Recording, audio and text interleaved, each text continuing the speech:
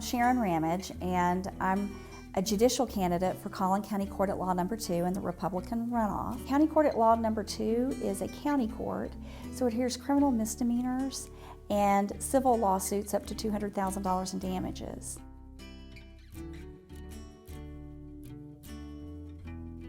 I'm really excited to be running for this court.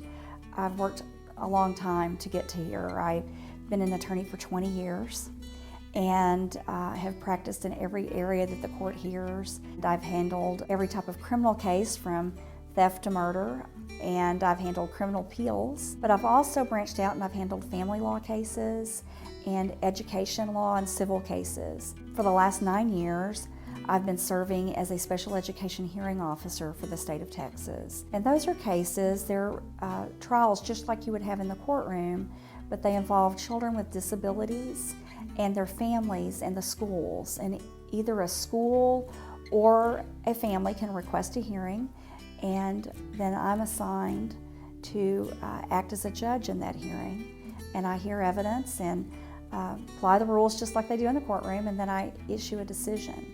And so for 9 years I've been doing what judges do, and that's calling the balls and strikes, making rulings that affect everyday people in their everyday lives.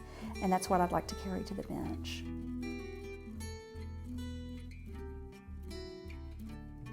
Dealing with people when they're sometimes at their worst, at their most emotional, and at those raw emotions.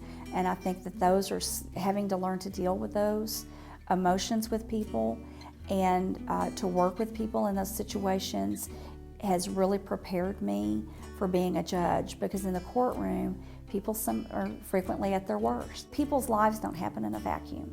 Legal issues don't happen in a vacuum. Legal problems don't happen in a vacuum. And so I think that that big picture approach is something that's very important, and that's something that only comes from experience.